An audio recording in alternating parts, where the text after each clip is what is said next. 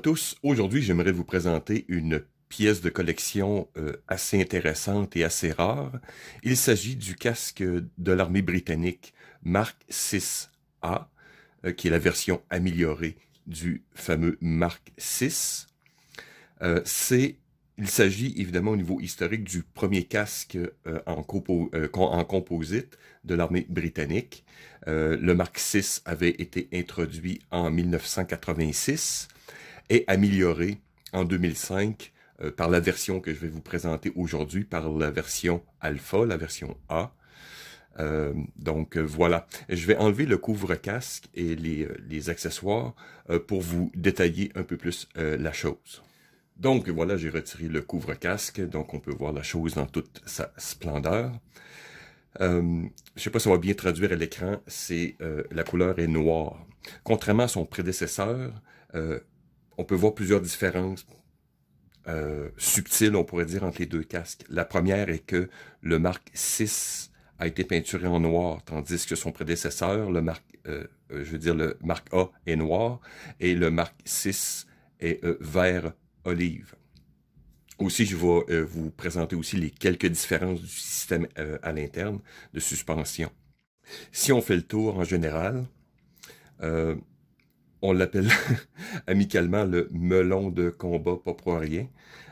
On voit cette forme assez particulière. Très simple.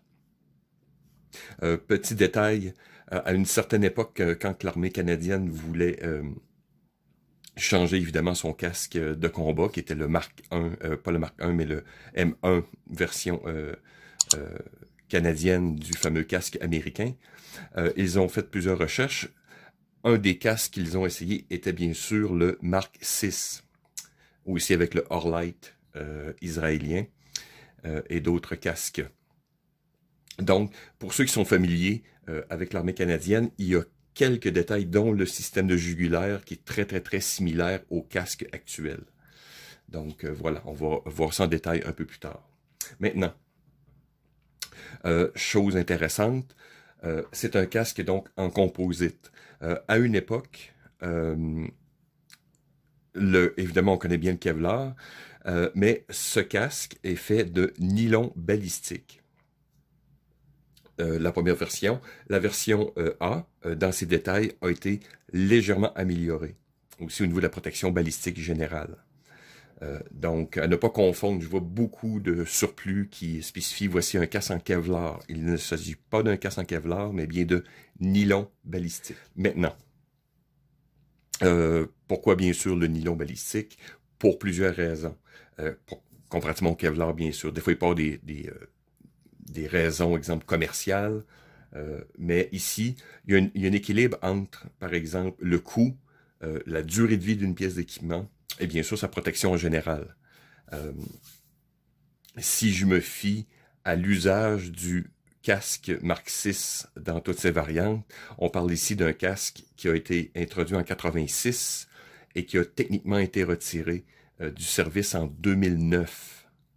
Donc c'est une très longue durée de vie. Passer 20 ans, c'est déjà bien.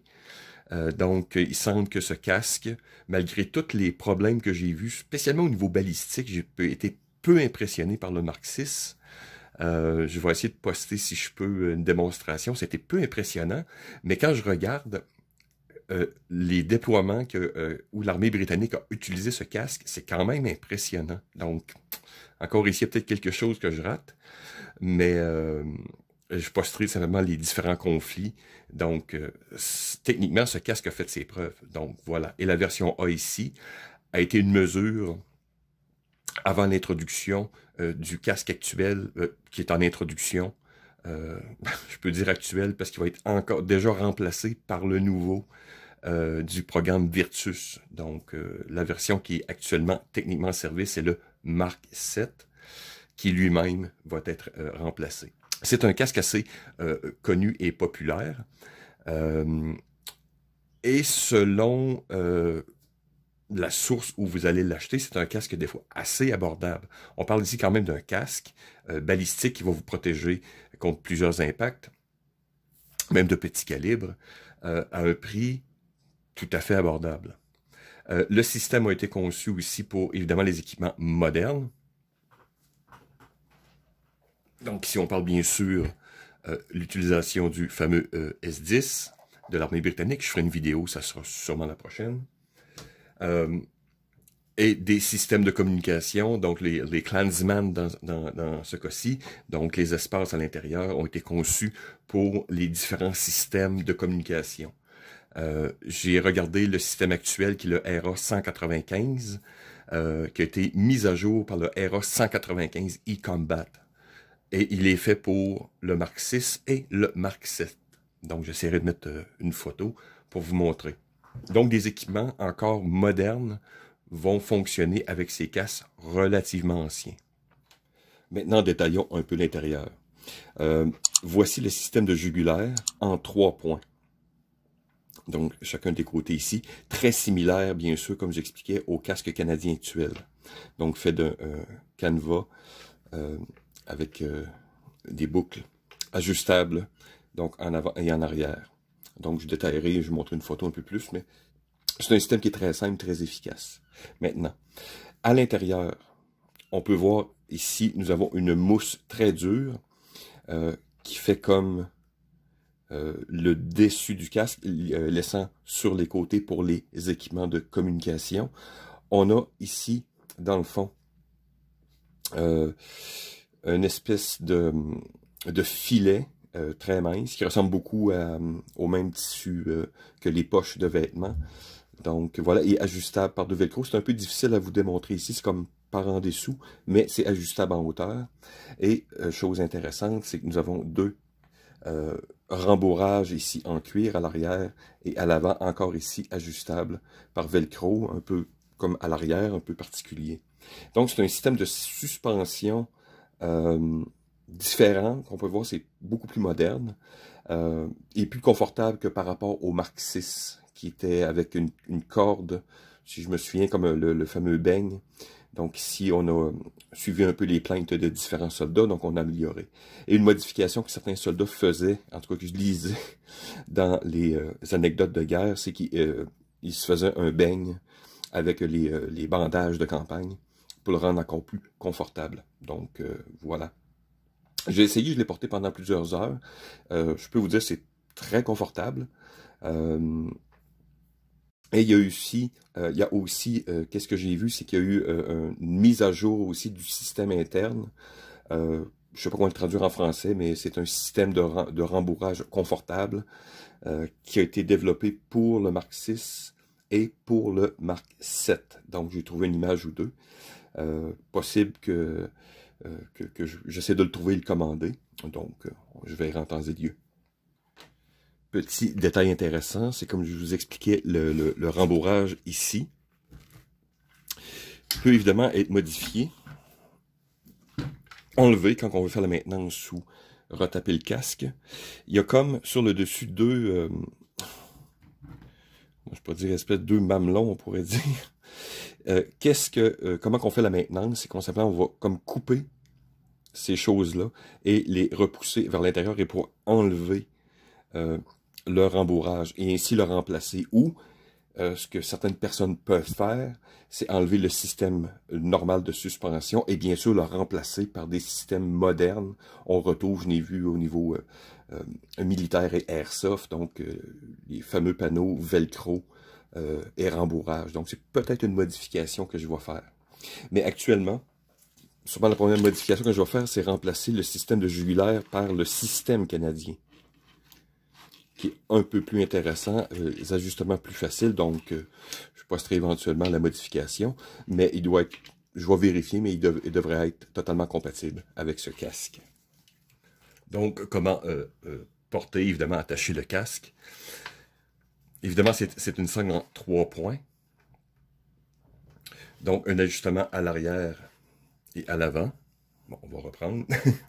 Donc, le système d'attache, donc on a vu en 3 points à l'arrière. Donc, on a un ajustement d'un seul côté, ici à l'arrière. Et la boucle permet justement de glissement sans problème de la sangle.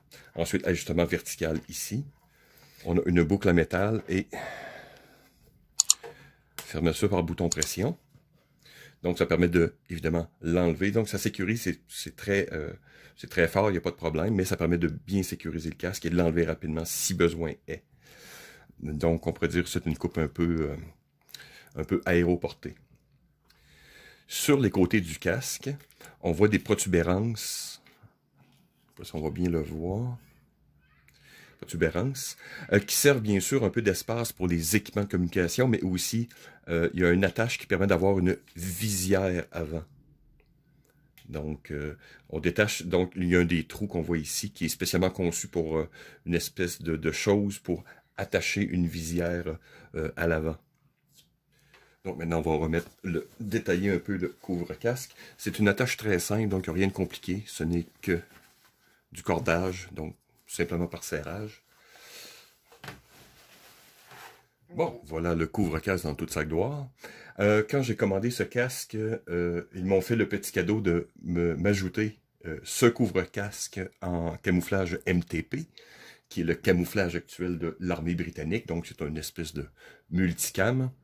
Donc, on voit les sangles élastiques pour mettre toutes sortes de trucs. Donc, c'est une grande simplicité. Ces casques viennent, c'est en 4 tailles, si je me souviens. Petit, moyen, grand et sur taille ou quelque chose du genre.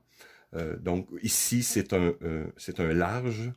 Et j'ai une tête aussi, donc il me va pile. Donc, c'est bien ajusté, mais encore là, ici, je ne l'ai pas usé.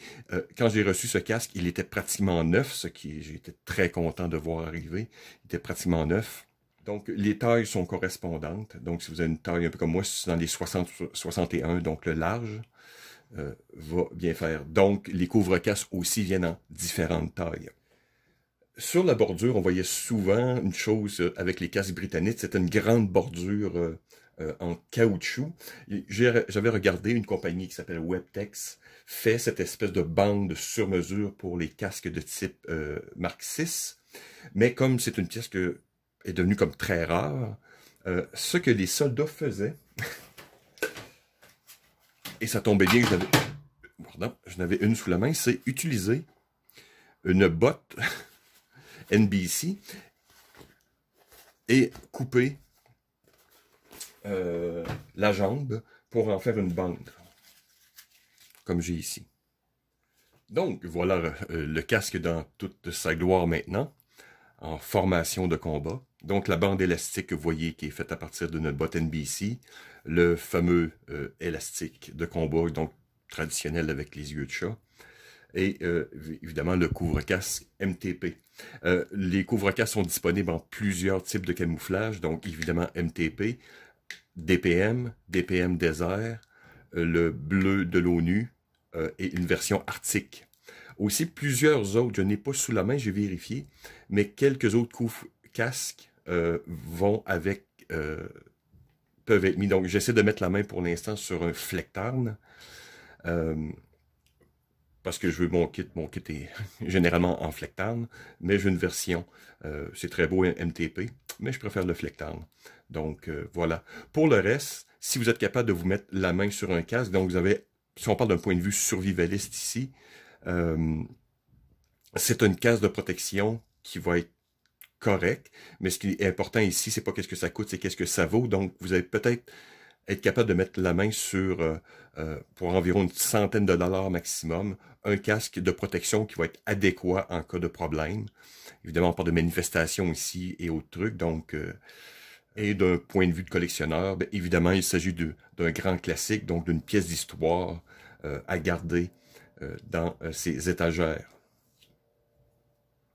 Donc voilà la petite présentation sur le casque Mark VI-A, et non Mark VI, et non le personnage politique, mais bien MK6A. Et voilà, merci de m'avoir écouté. À la prochaine.